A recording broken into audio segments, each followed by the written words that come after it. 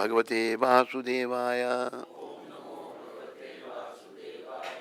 ओम नमो भगवते वासुदेवाय। नारायणं नमस्कृत्यां नरं चैव नरोत्तमं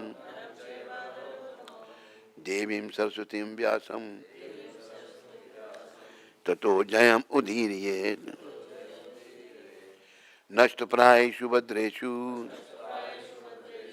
नित्यं भागवत सेविया भगवती उत्तम श्लोके भक्तिर्भक्ति नेष्ट की।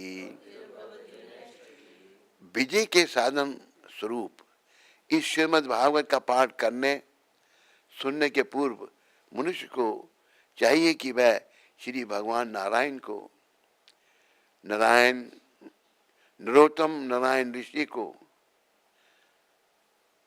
विद्या की देवी माता सरस्वती को तथा ग्रंथकार श्रील व्यासदेव को नमस्कार करे। भागवत के कक्षाओं में नियमित उपस्थित हो रहने, रोज भागवत सुनने से, शुद्ध भक्त की सेवा करने, शुद्ध भक्त प्रभुपाद इनकी आज्ञा में रहने से हृदय के सारे दुख लगभग पूर्णतः विनष्ट हो जाते हैं। दुख नष्ट, हृदय में बहुत दुख है हमारे, है नहीं? कौन ऐसा जो हाथ खड़ा करेगा मेरे हृदय में कोई दुख नहीं है? और जिन जिन को दुख है वो हाथ खड़ा करो। सभी दुखी हैं अंदर से, कोई भी सुख नहीं है। तो भागवत की कक्षाओं में नियमित उपस्थित रहने और शुद्ध भक्त की सेवा करने से हृदय के सारे दुख लगभग पूर्णतः विनष्ट हो जाते हैं, दुख सब नष्ट हो जाते हैं और उन पुण्य श्लोक भगवान में अटल प्रेमा भक्ति स्थापित हो जाती है।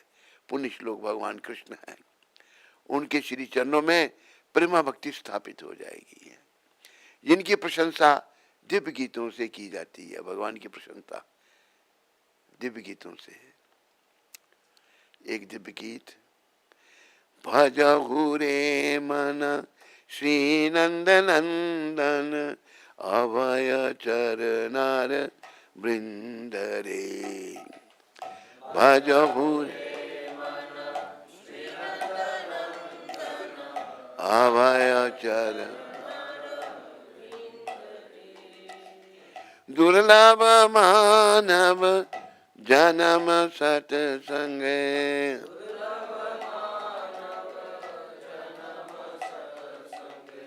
तरहाया ए भव सिंदूरे, तरहाया वे अभय चरनार वृंद रे। अभय चरनार शीत आतप बात बरी सन शीत ए दिन यामिनी जागी रे।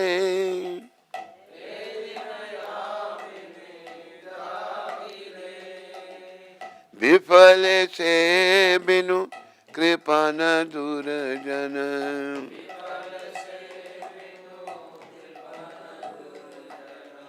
चपल सुख लब लागी रे। चपल सुख अभय चरनार वृंद रे।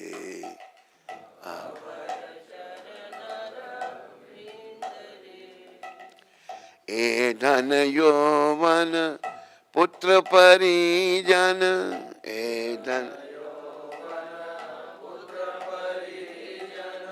इति के अच्छे पर तीति रे।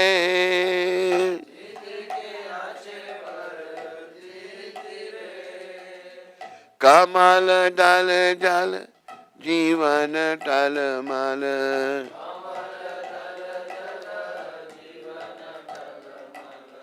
भजहु हरि पद नीति रे। भजहु हरि अभय चरनार वृंद रे।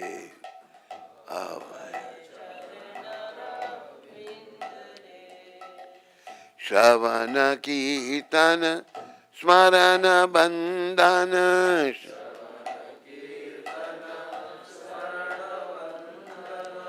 पाद सेवन दास रे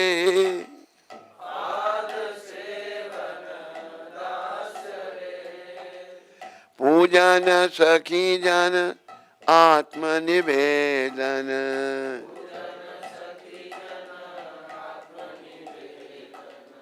गोविंद दास अभिलाष रे गोविंद दास अभि अभय चरणार वृंद रे अभय भजहु रे मन श्री नंद नंदन अभय चरणार वृंद रे भजहु रे अभय अभय चरणार वृंद रे।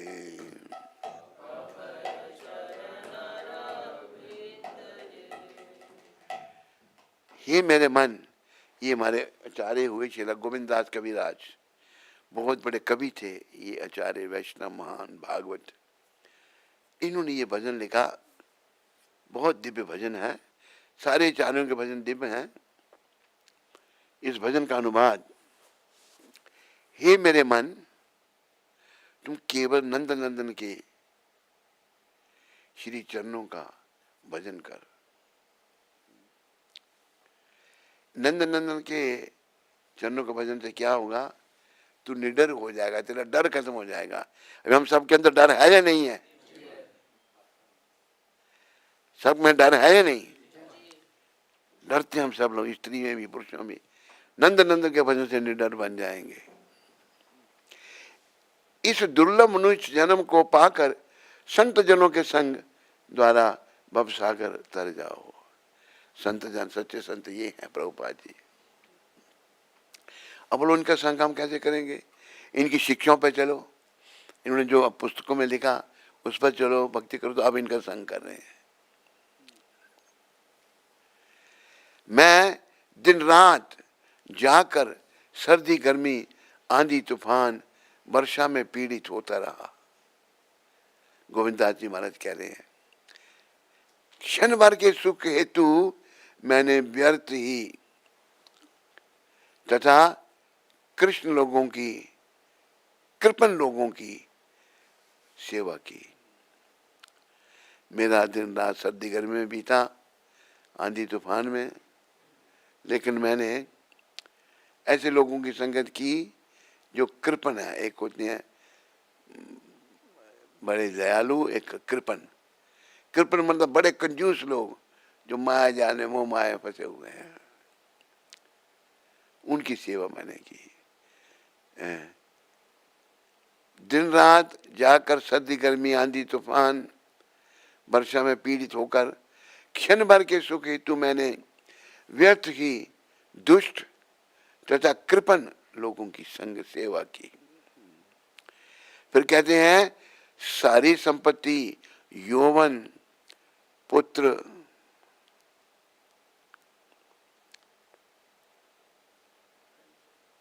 परिजनों, रिश्तेदारों में भी वास्तविक सुख का क्या भरोसा। यह जीवन कमल के पत्ते पर स्थित पानी की बूंद जैसा है कि सारा धन संपत्ति होने पर भी इस जीवन का कोई भरोसा है? बोलो, नहीं है। यह जीवन कमल के पत्ते पर स्थित पानी की बूंद जैसा अस्थिर है। अतः तुझे सदा सारी संपत्ति, यौवन, पुत्र, भगवान अपना सदा भगवान श्री हरि की सेवा और भजन करना चाहिए। कृष्ण की सेवा, हरिपद सेवा। कृष्ण ही हरि हैं, जो पापों को हर लेते हैं, जन्मन के चक्र को हर लेते हैं, केवल तुम्हें उनकी सेवा करनी चाहिए। गोविंदास जी यह चिर अभिलाष है, उनकी ये बहुत बड़ी इच्छा है बड़े समय से कि यह वह भक्ति के नवीन लिखित में जो उन्होंने विधियों पर बताया, इन ऐसे मैं लग जाऊं और श्रवण कीर्तन स्मरण बंधन भगवान की सेवा दास सेवा पूजन सखी जन ये सब मैं और आखिर में आत्मनिवेदन कर दूं। तो गोविंदास जी ये बड़ा सुंदर भजन कह रहे हैं। तो बीच में भजन आया तो मैंने भजन सुना दिया आपको। तो अभी प्रसंग आ रहा है श्री कृष्ण का अप्रकट होना तथा पांडवों द्वारा बानप्रस स्वीकारना, पहला स्कंद यहीं से आज है। अर्जुन भगवान श्री कृष्ण एवं अन्य यदुओं की कुशल क्षेम जानने तथा भगवान की भावी योजनाओं की जानकारी लेने के लिए द्वारका गए थे। अनेक महीने बीत गए और वे हस्तिनापुर नहीं लौटे। चिंतित महाराजा युधिष्ठिर को चारों ओर अपशकुन दिखाई देने लगे। जो शाश्वत काल चक्र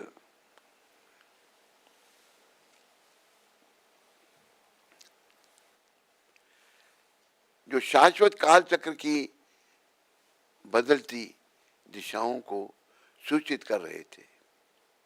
काल चक्र बदलने जा रहा है। ये द्वापर युग की बात है, अभी कलयुग आने वाला था। सतयुग त्रेता द्वापर कलयुग। महाराजा युधिष्ठिर का हृदय भय से भर उठा।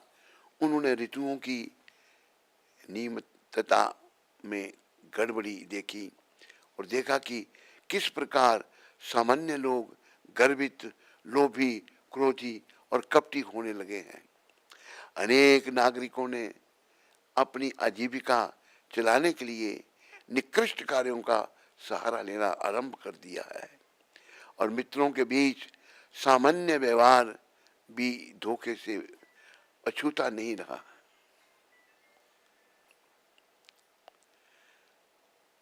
पति पत्नी, पिता पुत्र तथा भाइयों एवं हितैषियों के बीच निरंतर मनमुटाव तथा तनाव रहने लगा। यह सब देखकर चिंतित महाराज युधिष्ठिर ने भीम से कहा, मैंने अर्जुन को द्वारका भेजा था, परंतु अनेक महीने बीत जाने पर भी वह नहीं लौटा। कहीं ऐसा तो नहीं कि नारद जी के कथनानुसार भगवान श्री कृष्ण इस धरती से अप्रकट हो गए हैं।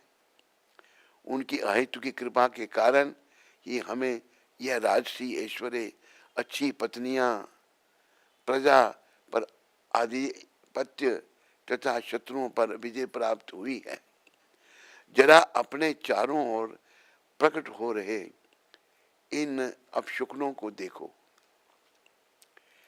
ये निकट भविष्य में किसी महान खतरे का संकेत दे रहे हैं।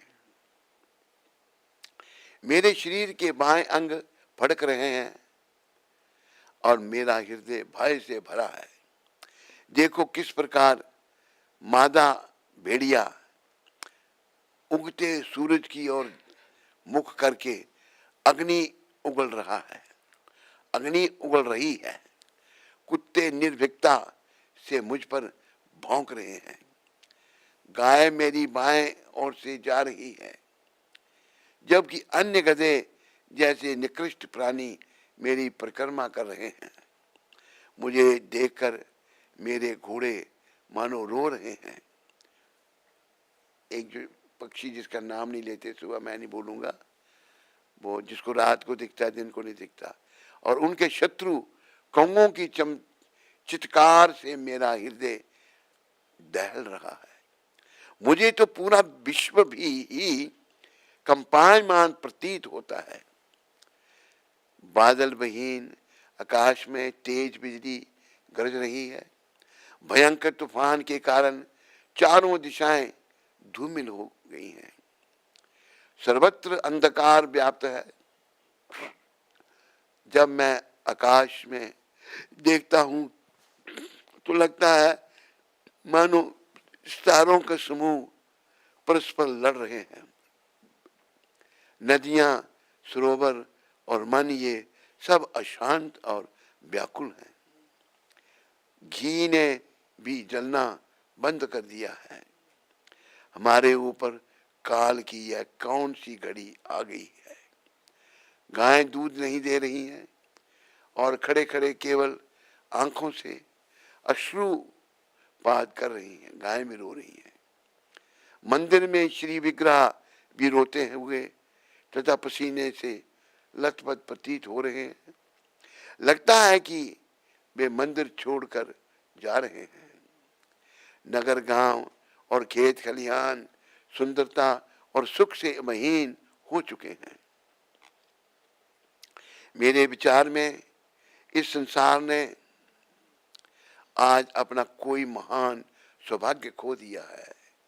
यह धरती भगवान श्री कृष्ण के चरण कमलों के चिन्हों से अंकित होकर परम सौभाग्यवती बन गई थी, परंतु ये सब अपशकुन दिखा रहे हैं कि वह स्थिति अब बदल चुकी है। उसी समय अर्जुन द्वारका से लौट आए।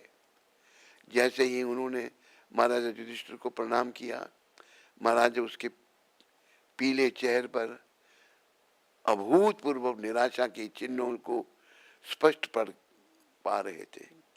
अर्जुन का सिर नीचे झुका था और उसके कमल सदृश नेत्रों से निरंतर अश्रुपात हो रहा था।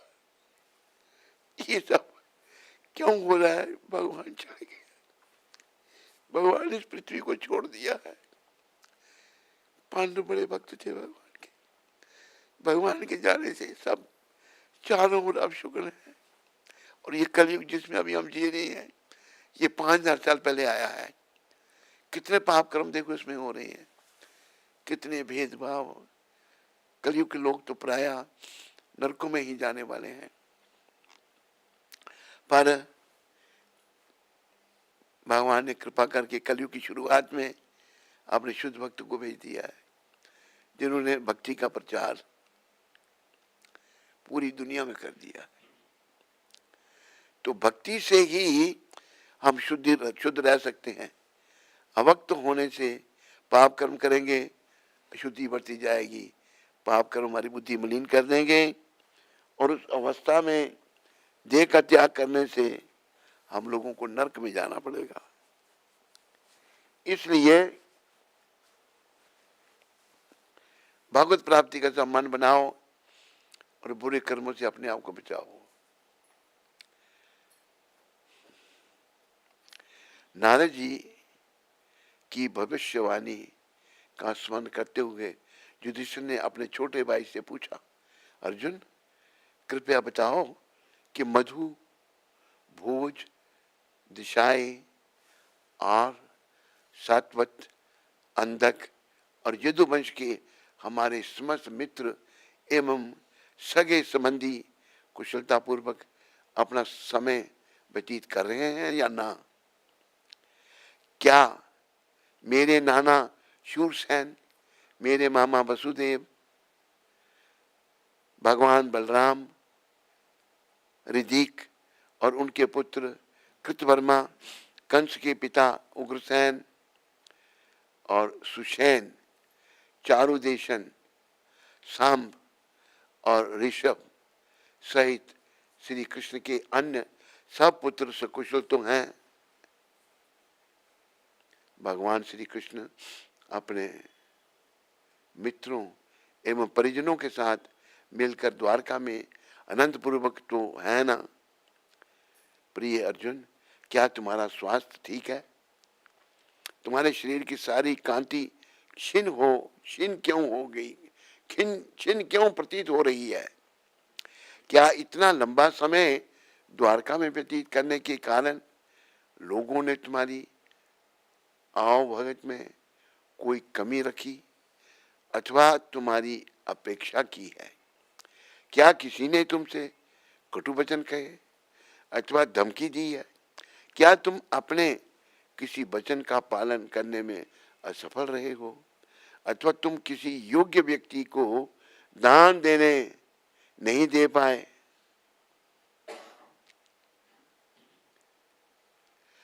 अर्जुन, कहीं तुम अपने शरण में आए किसी ब्राह्मण बालक, गाय, स्त्री अथवा रोगी व्यक्ति की सहायता करने में असफल तो नहीं रहे? क्या तुमने किसी निम्न चरित्र वाली स्त्री का संग किया है? क्या तुमने उन वृद्धों अथवा बच्चों को भोजन देने से पहले भोजन किया है जो तुमसे पहले भोजन प्राप्त करने के योग्य थे? अथवा तुम और कोई निंदनीय कार्य कर रहे हो? तुम और कोई निंदनीय कार्य कर बैठे हो, या तुम्हारे मुख पर छाई गहरी निराशा कहीं इसलिए तो नहीं कि तुम अपने सर्वाधिक प्रिय मित्र भगवान श्री कृष्ण को खो बैठे हो?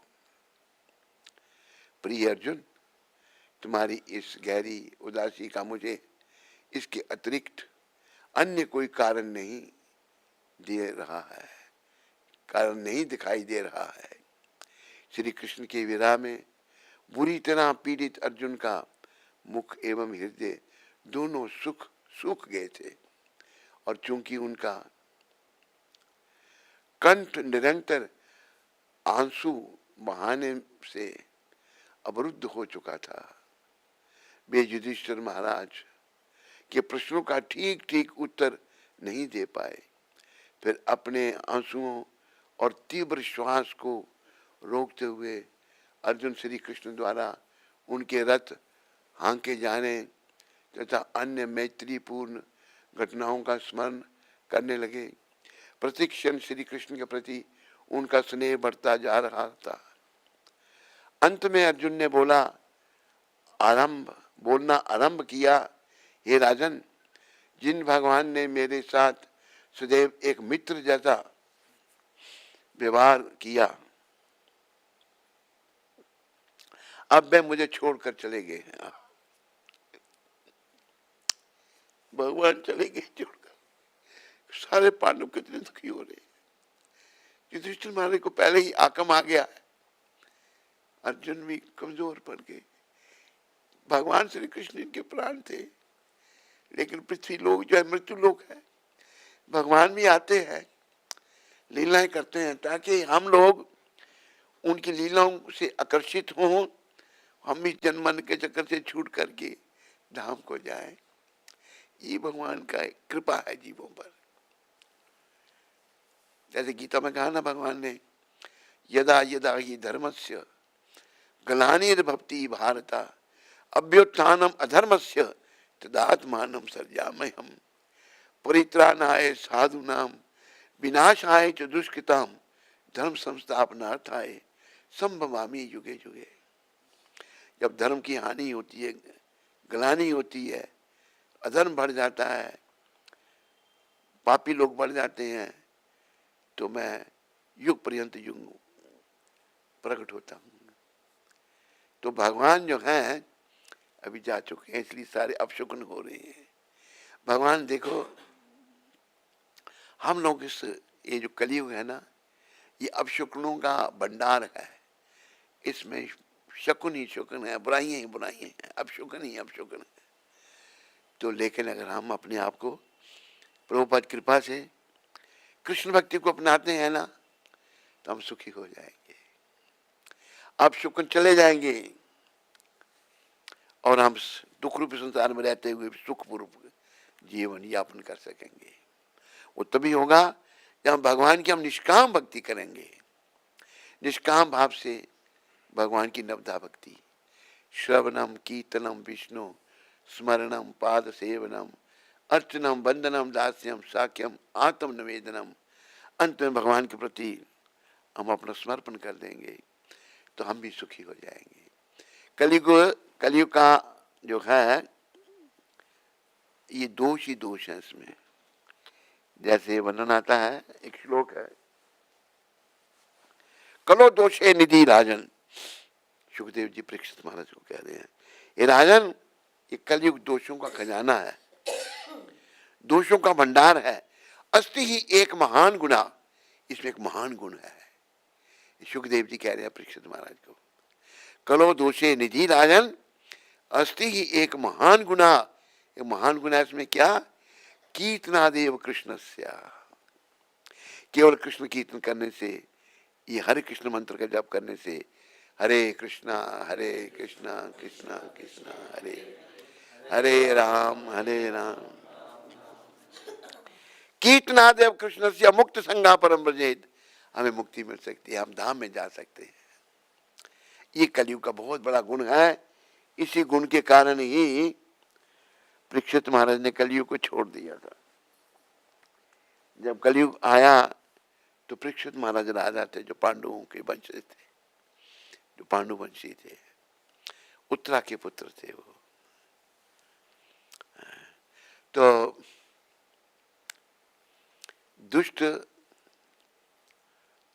अश्वत्थामा ने पांडवों को वंश खत्म करने का प्रयास किया था, लेकिन भगवान ने उत्तरा के घर में प्रवेश करके परीक्षित महाराज की रक्षा की थी। तो परीक्षित महाराज का राज्य था उस समय। तो अभी हालत सब खराब हो रही है, जो है समय जो है कलयुग आ गया है। कलयुग जब आ गया परीक्षित महाराज के समय में, तो परीक्षित महाराज जो हैं कैसे क्या कर रहा था कलयुग, एक राजा के उसने वस्त्र पहने, काला उसका रंग बंधन आता है, राजा के वस्त्र पहन रखे हैं उसने, एक गाय को मार रहा है। जब गाय को मारते देखा तो परीक्षित महाराज, ठहर शट, तो कौन है मेरे राज्य में गाय को मारने वाला? उसने देखा पीछे तो परीक्षित महाराज हाथ खड़े कर दिए, समझ गया कि मुझे मार देंगे।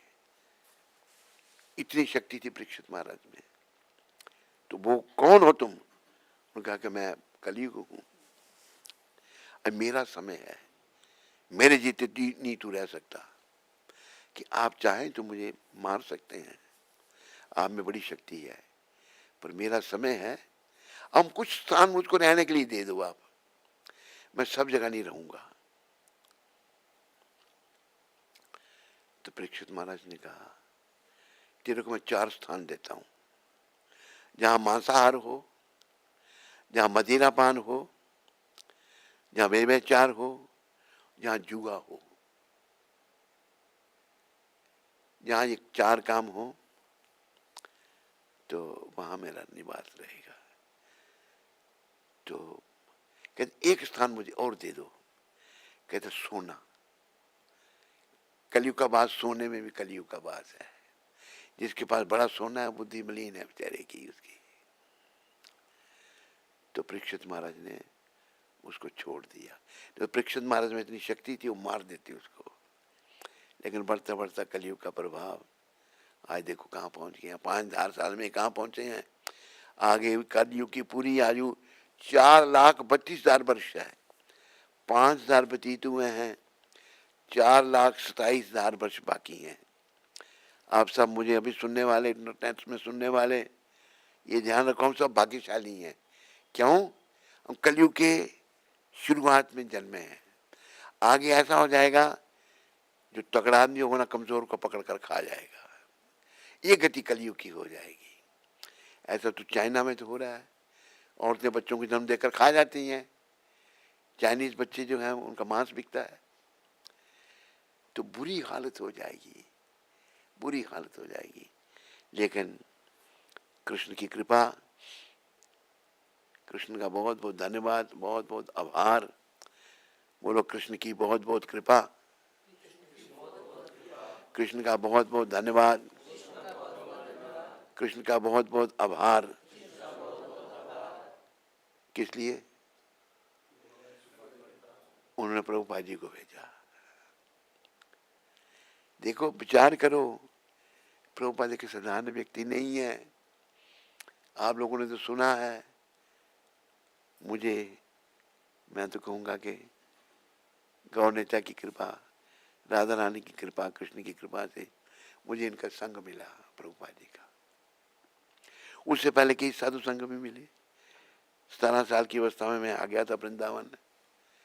जिस साधु के साथ आया था मैं घर छोड़कर, बहुत बड़ा प्रवक्ता था, पर जब उसकी करनी देखी मैंने, सन्यासी बना हुआ है लेकिन एक स्त्री से संबंध थे उसके, तो मैं और उसके आश्रम में रहने वाले भी सब कहते हैं ठीक है हमारे स्वामी जी जो कर रहे हैं ठीक कर रहे हैं। तो अपनी आंखों से देखा मैंने। तो यहाँ पर बड़ी कलयुग में बड़ी गति खराब होती जा रही है, होती जाएगी, लेकिन प्रभुपाद जी जो है भगवान की देन है, और इन्होंने जो कहा अगर हम उसको अपनाते हैं तो कलयुग का प्रभाव हम पर नहीं होगा। 4 जगह में कलयुग के जहां बात आपको बताया, 4 नियमों का मांस मच्छी अंडा प्याज लहसुन नहीं, कोई नशा नहीं, सिगरेट बीड़ी तंबाकू पान शराब चाय काफी नहीं, ब्रह्मचर्य व्रत का पालन, पर स्त्री मां के समान, पर पुरुष पिता के समान, अपने पति से मर्यादित संबंध, चौथा नियम जुआ नहीं खेलना, सच बोलना। इनका पालन अगर हम करते हैं और महामंत्र जपते हैं, हरे कृष्णा कृष्णा कृष्णा हरे राम राम, अगर जपते हैं तो हम भी धाम में जा सकते हैं। ये शुरुआत में मौका है, आगे जाकर नहीं है। आगे इतना पाप बढ़ेगा कि भक्ति नहीं लोग कर सकेंगे। अभी देखो कि कई लोग प्रभुपाद जी के अनुयायी वो भी पैसे ढूंढ रहे हैं। श्रद्धा खत्म हो गई। श्रद्धा जब खत्म हो गई तो बस फिर भक्ति थोड़ी रहेगी। श्रद्धावान लभते परम, श्रद्धावान से ही भगवान मिलते हैं, श्रद्धा से ही मिलते हैं।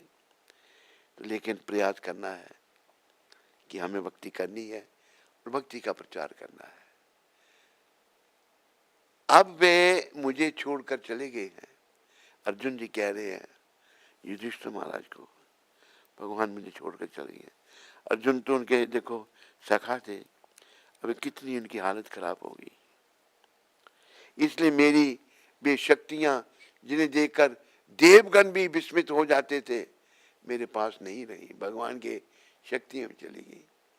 मैं भगवान श्री कृष्ण को खो चुका हूं। उनकी अनुपस्थिति में यह संपूर्ण जगत उसी प्रकार शून्य प्रतीत हो रहा है जिस प्रकार प्राणों के बिना शरीर मृतक जैसा। यह उन्हीं की कृपा का परिणाम था कि मैं द्रौपदी के स्वयंवर में समस्त राजकुमारों को पछाड़ पाया और इंद्र एवं अन्य देवताओं को परास्त करके खांडव वन को निगलने में अग्नि की सहायता की। यह केवल उन्हीं का प्रताप था। यही सच्चाई, यही समझना, सीखना चाहिए। अगर हम कुछ कर सकते हैं ना तो भगवत कृपा है। अगर हम नहीं कर सकते तो ये फिर यमदूतों की कृपा है, यमराज की कृपा है। पाप कर्म में जब हम लग जाते हैं, उन्हीं का प्रताप था। भीमसेन ने जरासंध का वध किया और महाभैरव यज्ञ में बलि हेतु बंदी बनाए राजा मुक्त हो पाए। उन्हीं भगवान ने हमें दुर्वासा मुनि की क्रोधाग्नि से भी बचाया। उन्हीं के कारण मैं युद्ध में अपने शौर्य से भगवान शिव को प्रभावित करके स्वर्गलोक तक पहुंच पाया। महाभारत की युद्ध भूमि में भीष्म पितामह, द्रोणाचार्य, कर्ण, भूरिश्रवा, सुशर्मा, शल्प, जयद्रथ और महालिक क्या नाम लिखा है, बालिक जैसे वीरों ने मुझ पर अकाट्य अस्त्र शस्त्रों से वार किया, परंतु श्री कृष्ण की कृपा से वे मेरे बाल तक बांका ना कर पाए। राजन, भगवान श्री कृष्ण और मैं, हम दोनों एक साथ खाते थे, सोते थे और खाली समय में एक दूसरे के साथ जीवन का आनंद लेते थे। कई बार हम एक दूसरे के सामने अपनी वीरता की डींगे हाँकते थे और यदि श्री कृष्ण स्वयं को बढ़ा चढ़ाकर बताते तो मैं व्यंग करते हुए कहता, ओहो मित्र, तुम बिल्कुल सच कह रहे हो। जिस प्रकार एक सच्चा मित्र अपने मित्र को क्षमा कर देता है, परस्पर घनिष्ठ संबंध होने के कारण भगवान मेरे उन तुच्छ वचनों का बुरा नहीं मानते और मुझे क्षमा कर देते थे। जब वे कोई मजाक करते तो उनका मुख सुंदर दिव्य मुस्कान से सुशोभित हो जाता था और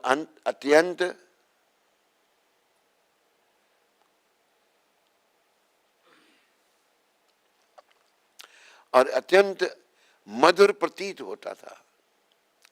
उनकी उन सब बातों का स्मरण करके मेरे हृदय दुख के अनंत सागर में मेरा हृदय डूबा जा रहा है।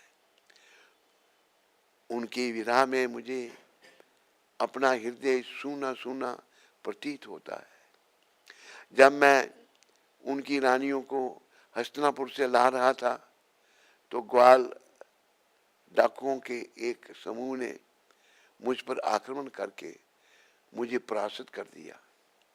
मैं वही अर्जुन हूँ, मेरा रथ भी वही है, वही घोड़े थे और मेरे हाथ में वही गांडीव धनुष तथा बाण थे, परंतु श्री कृष्ण की अनुपस्थिति में सब कुछ शून्य हो गया। देखो, ये पांडवों का अनुभव, सब लोग बिना कृष्ण के सब कुछ बेकार है। कृष्ण भक्ति ही सार है। सारे बोलो, कृष्ण भक्ति ही सार है, कृष्ण भजन ही सार है, कृष्ण भगवान ही सार है और बाकी सब बेकार है। हे राजन, जहां तक द्वारका वासियों का प्रश्न है, मैं आपको बताना चाहता हूं कि ब्राह्मणों के शाप के कारण वे चावल से बनी एक सुरा पीकर मदमत हो गए और आपस में लड़कर एक दूसरे का वध कर दिया। अब केवल 4 या 5 यदु ही जीवित शेष हैं। परंतु मैं जानता हूं कि यह सब भगवान की ही इच्छा का परिणाम है। जिस प्रकार बड़ी मछली छोटी मछली को निगल जाती है, उसी प्रकार भगवान ने पृथ्वी के बोझ को कम करने के लिए शक्तिशाली यदुओं के द्वारा कम शक्तिशाली यदुओं का विनाश करवा दिया। भैया, मैं अब उन उपदेशों का आश्रय लेना चाहता हूं जो युद्ध भूमि में मुझे श्री कृष्ण ने दिए थे, क्योंकि मैं जानता हूं कि मेरे शोकाकुल हृदय के लिए वही एकमात्र औषधि है। विष्णु पुराण एवं ब्रह्म पुराण में निम्नलिखित वर्णन पाया जाता है। एक समय स्वर्ग की सुंदर अप्सराओं ने अपनी सेवा से अष्टावक्र मुनि को प्रसन्न कर दिया था और बदले में मुनि ने उन्हें वरदान दिया कि भावी जन्म में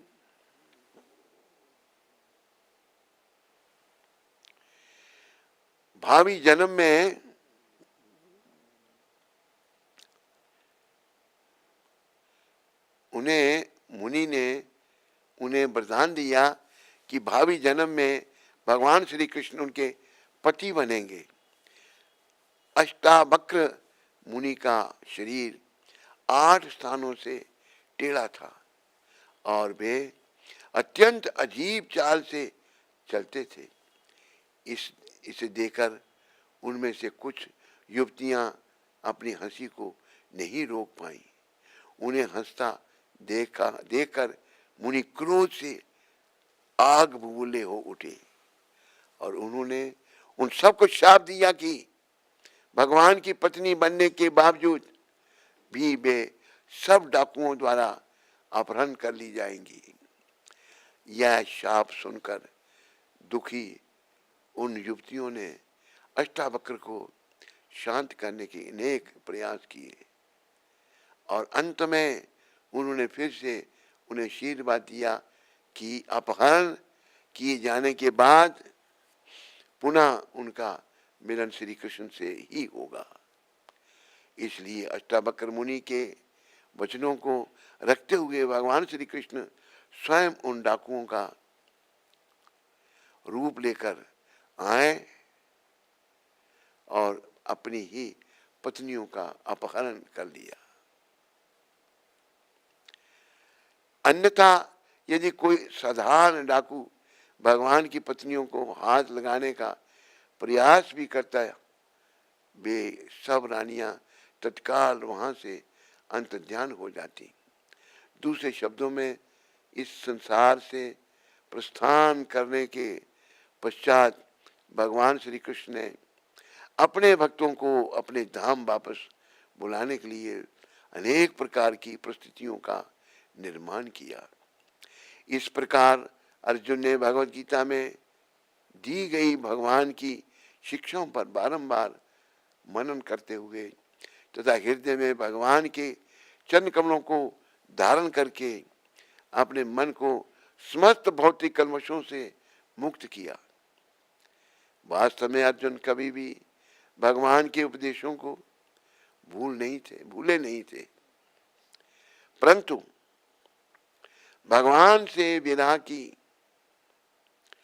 गहन भावनाओं तथा भगवान की अंतरंग शक्ति आत्म माया के प्रभाव से ऐसा प्रतीत हुआ कि वे भूल गए हैं। जैसे ही महाराज युधिष्ठिर ने भगवान श्री कृष्ण के अंतर्ध्यान होने तथा यदुवंश के विनाश का समाचार सुना, उन्होंने अपना सर्वस्व त्याग कर भगवत धाम लौटने का निश्चय कर लिया।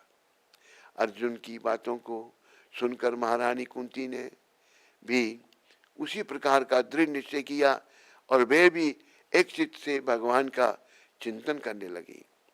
जिस दिन भगवान श्री कृष्ण ने इस पृथ्वी से अपनी लीलाओं को समेटा था, उसी दिन से कली का प्रभाव बढ़ने लगा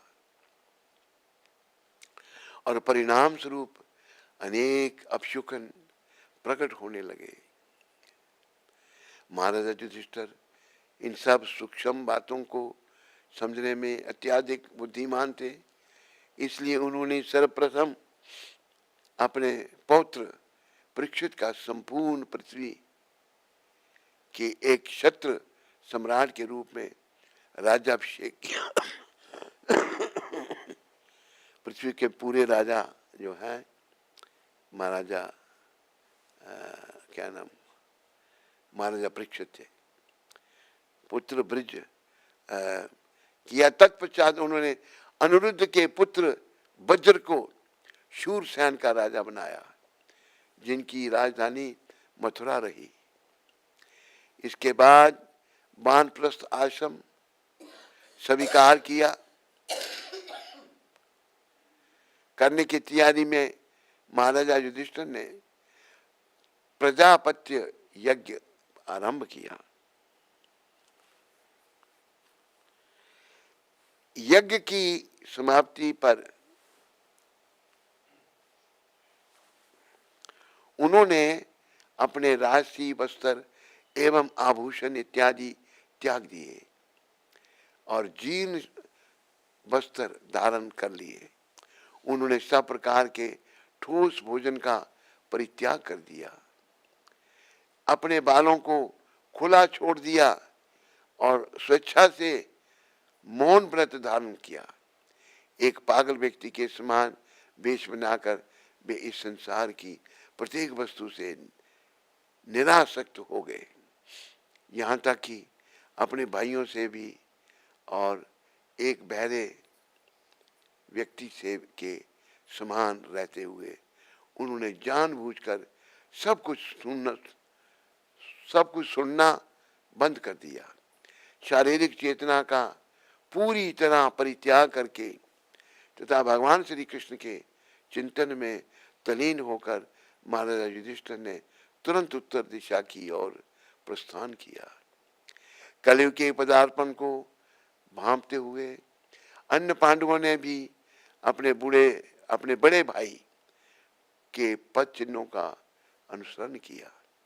भगवान श्री कृष्ण के चरण कमलों को अपने जीवन का सर्वोच्च लक्ष्य बनाकर उनका निरंतर चिंतन करते हुए वे भी युधिष्ठिर महाराज के पीछे पीछे चलने लगे।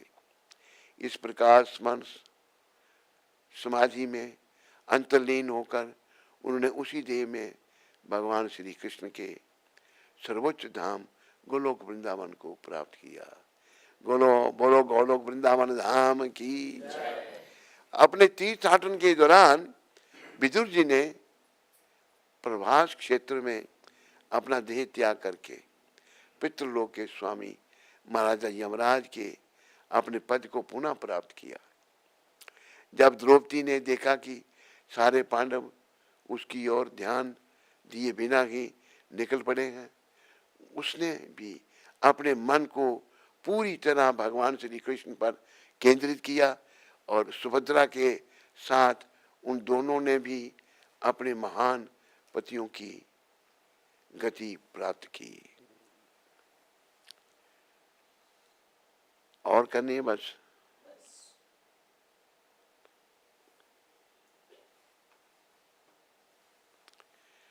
आगे कितने पेज है? नहीं, ये जो प्रसंग है, इस प्रसंग के कितने पेज हैं?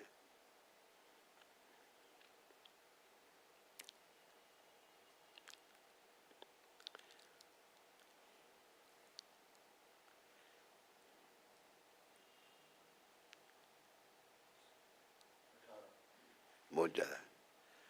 अपनी जगह पर आ जाओ। तो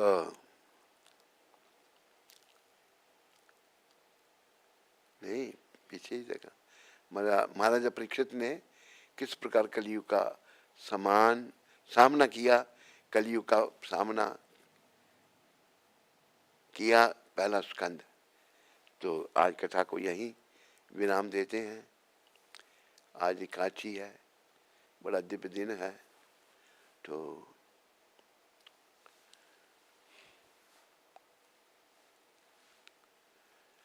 प्रभुपाद जी की शिक्षाएं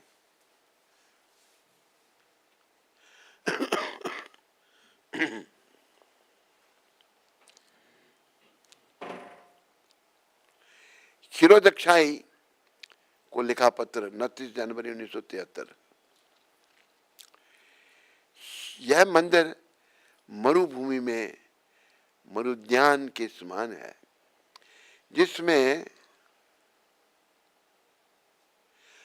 जीव सच्चे सुख की अपनी प्यास बुझा सकता है। भगवान का जो मंदिर है, भगवान प्रभुपाद जी कह रहे हैं, ये मरुभूमि में, यदि रेगिस्तान में रेती रेती होती है, मरुद्यान के समान, यानी कि पानी के समान है, जिसमें जीव सच्चे सुख की अपनी प्यास बुझा सकता है। तो भागवत जो है बड़ा दिव्य है। सच्चा सुख तो प्रभु चरणों में है। वो हमें इसके पालन करने से कैसे निष्काम भाव से, कामना कोई नहीं, कामना इतनी ठूस दी गई है हमारे अंदर, भर भर के कामना से हम भरे पड़े हैं, उनको छोड़ना बड़ा मुश्किल हो जाता है। लेकिन प्रयास करना है। एक दिन शरीर छोड़ना है, तो शरीर छोड़ने से पहले इन कामनाओं को छोड़ना है, ताकि जब हमारा अंतिम समय आए, अंते नारायण स्मृति, अंते कृष्ण स्मृति हो, उसी में हमारा जीवन सफल होगा। बोलो कृष्ण भक्त पांच पांडवों की, बोलो कुंती माता की, बोलो द्रौपदी माता की, सारे सब चले गए धाम में। कोई प्रश्न है किसी को?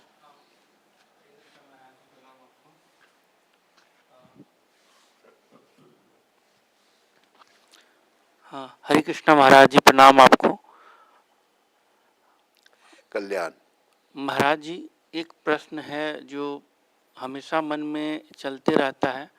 वो है कि जब काम हम लोग करते हैं, बिजनेस करते, जब हम लोग काम करते हैं, अपना भौतिक कार्य करते हैं, जैसे अपना ऑफिस का काम करते हैं, बिजनेस का काम करते हैं, ठीक है, तो उसमें बहुत सारा गलत काम, जैसे झूठ हो गया, चोरी हो गया, बेईमानी हो गया, ठीक है, वो सारे काम उसमें आ जाते हैं महाराज जी, जो कि करना नहीं चाहते हैं, ठीक है, क्योंकि कृष्ण प्रेम प्राप्त करना है तो ये सबसे दूरी बनानी ही पड़ती है, तो ये सब काम आ जाता है। और ऐसा काम इस तरह से हो जाता है ना कि इसके बिना काम ही नहीं बढ़ता है, ऐसा लगता है। तो ऐसा जो काम कर रहे हैं उसमें कैसे किया जाए सुधार, कि ये सब काम देखो से ऐसा है, बच सके हम लोग। मैं आपका प्रश्न समझ गया। तो भक्ति को अपनाना है, नाम जपना है, नियमों का पालन करना है, ये आप करेंगे दृढ़ता से जब,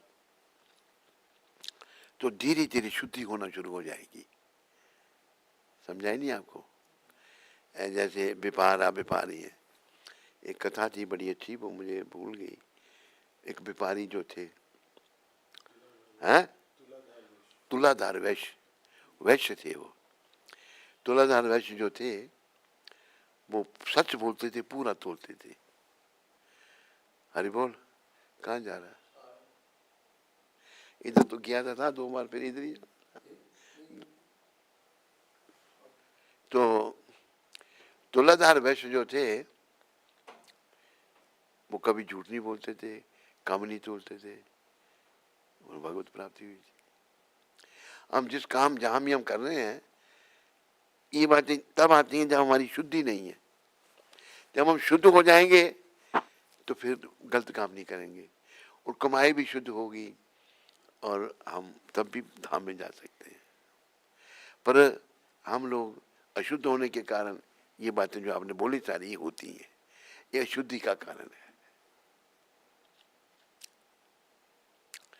तो हमारे गुरु महाराज के मैंने पहले भी कहा था, वो कहते थे शुद्धे न सत्ता, शुद्धे न सत्ता, अपनी सत्ता को शुद्ध करना है। वो होगी नियमों का पालन करने से। 4 नियम पालन कर रहे हैं ना आप?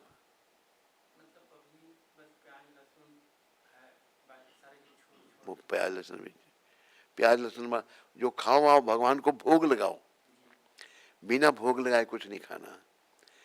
भगवान कहते जो मुझे अर्पण किए बिना खाता वो पाप खाता है। तो प्याज लहसुन का भगवान को भोग नहीं लगता, ये तमोगुणी पदार्थ है। इसलिए शरीर के लिए कुछ गुण हो सकता है, शरीर के लिए प्याज लहसुन गुणकारी हो सकता है, पर भगवत प्राप्ति के लिए ये बहुत बड़ा दोष है, तमोगुण है। तो आप जब ठीक तरह से कार्य करेंगे, धीरे धीरे ये बातें आ जाएंगी। अब अच्छे ईमानदार व्यापारी भी बन सकते हैं। तुलाधार वैश्य जो थे, उनकी कथा आती है भक्तमाल में कि वो पूरा तोलते, सच बोलते, भगवत प्राप्ति की उन्होंने। समझाई नहीं? और कोई प्रश्न? पूजा देवी रामनगर से। हैं? पूजा देवी रामनगर से। हरे कृष्ण गुरु महाराज जी, आपके चरणों में मेरा कोटि कोटि दंडवत प्रणाम। श्री श्री लक्ष्मी नरसिंह भगवान से आपके अच्छे स्वास्थ्य के लिए प्रार्थना करती हूँ। आप हमेशा स्वस्थ रहें और मुझ जैसे पतितों का उद्धार करें। गुरु महाराज जी, आपकी कृपा हमेशा मेरे और मेरे परिवार पर बनी रहे। हे गुरुदेव, मुझे अपने चरणों में आश्रय दीजिए, मुझे अपना शिष्य स्वीकार कीजिए। गुरु महाराज जी, आपकी कृपा से रामनगर में हर छुट्टी वाले दिन 5 बजे प्रभात फेरी निकालते हैं, और 15 से 18 बच्चे और माता होती हैं, उन सब पर भी कृपा करें। गुरुदेव, वो भी आपके चरणों का आश्रय लें और भक्ति में आगे बढ़ें। मुझे आशीर्वाद दीजिए गुरुजी कि मैं भक्ति में तेजी से आगे बढ़ूं। मेरी शुभकामना है। क्या नाम इसका? पूजा। पूजा। पूजा, पूजा माता, मेरी शुभकामना तुम्हारे लिए। बच्चे प्रभात फेरी में जाते हैं, उनके लिए भी मेरी शुभकामनाएं। प्रयास करो और लोगों को जोड़ने का। ऐसा करने से जो है तुम्हारा जीवन सफलता के पथ पे आगे बढ़ेगा। भगवान ने 18वें अध्याय में कहा है कि जो भक्ति का प्रचार करता है, जो भक्ति का प्रचार भक्तों में करता है, उसे मेरी भक्ति मिलती है। और अंत में वो फिर मेरे पास आता है। या इदम परमम गुह्यम मद भक्तेश विदास्यति भक्ति मई परम कृत्वा माँ में विशति संशया। और जो प्रचारक है भगवान कहते हैं उससे प्रिय मुझे ना कोई हुआ ना होगा। तो अब अच्छा करो, ये कर रहे हो करते रहो, पर निष्काम भाव रखना, कोई भौतिक कामना नहीं रखनी। भौतिक जो हमारे भाग्य में है वो मिलेगा, हमको मिलेगा मुकद्दर, लेकिन भक्ति के लिए, भगवान के लिए पाने के लिए निष्काम भक्ति, कोई भौतिक इच्छा नहीं। ध्रुमिल शर्मा अमृतसर से। हरे कृष्णा। श्री गुरु महाराज जी के चरणों में दास का कोटि कोटि धूमिल दंडवत प्रणाम। महाराज जी, संसार के लोगों से अपनापन या संसारिक चीज़ों और लोगों को खोने का डर और उनसे मोह कैसे छोड़ें?